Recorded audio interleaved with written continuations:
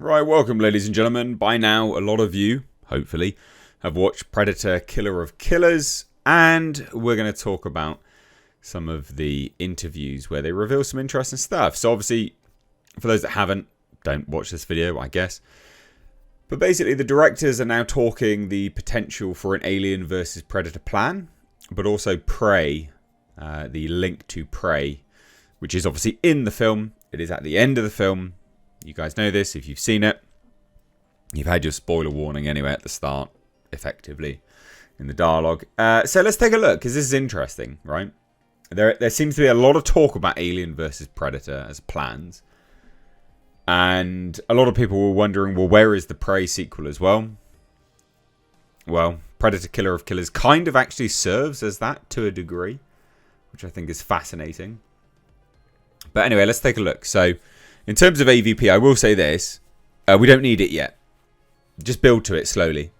We don't need it. Don't do it after like 2 movies. That's just ridiculous. Just wait. Like literally just wait. But anyway. This article notes, Predator Killer of Killers follows 3 warriors through vastly different periods of history, each of whom is forced to battle a bloodthirsty Yautja. The movie later reveals that they were placed in stasis for hundreds of years in some cases, before being awakened many years later by the Grendel King. It's actually called, well, he's the warlord predator, but fine, to fight each other. The Viking lady calls him the Grendel King. Anyway, so he wishes to take on the winner, and the implication seems to be that the predators have kidnapped countless humans and aliens over thousands of years, likely just for their entertainment, and to prove themselves the superior species in an arena. So basically, the end of the movie...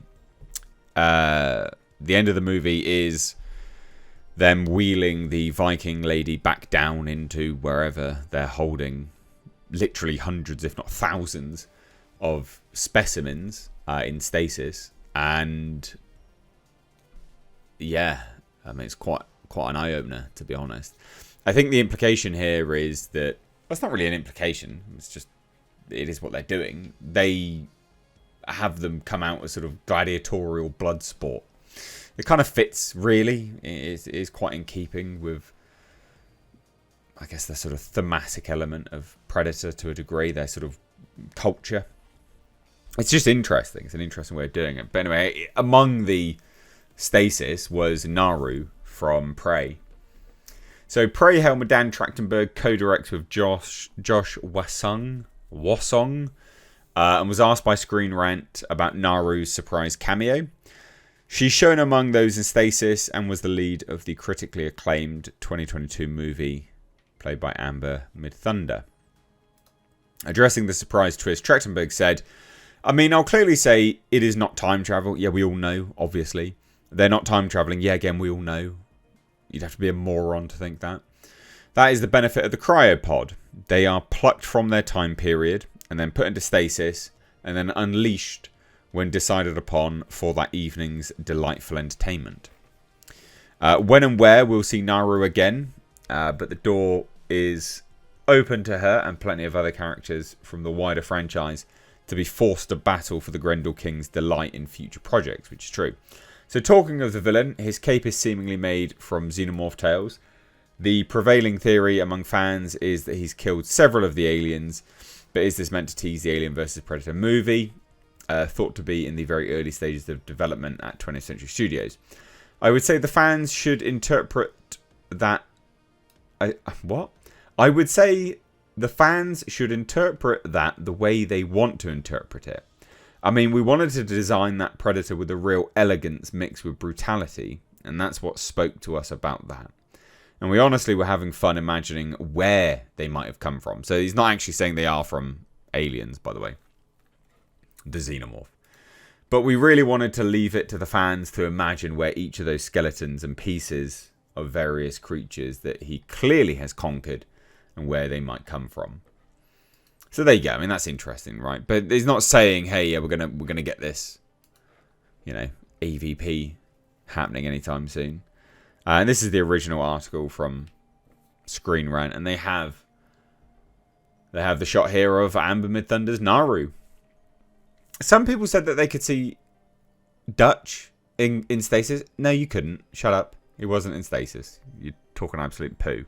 But it does open up the floor for Dutch to come back, I guess.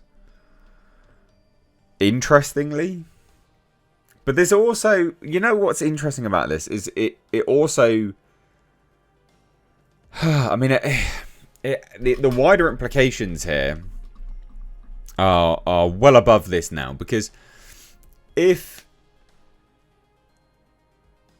Naru had the Predator pistol, the Raphael Adolini pistol, right, and literally taken from Raphael Adolini, it explains how the pistol has now made its way back into the hands of the Predators because they took Naru, but doesn't explain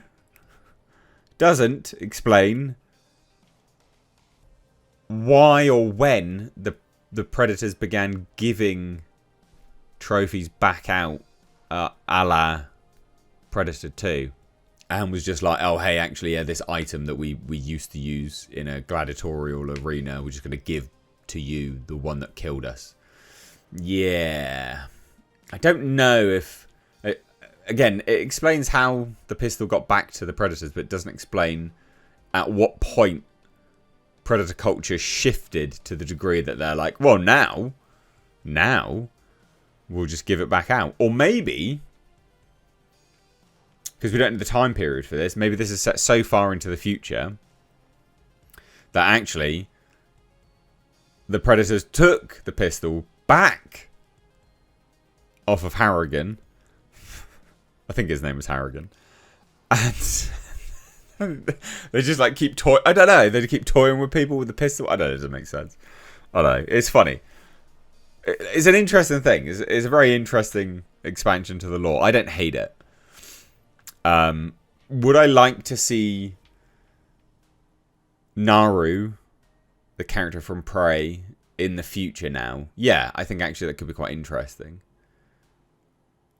I definitely don't want her to randomly be paired with, what was her name? Rain Carradine from Alien Romulus. That would be dumb, but it is a really interesting way of doing things.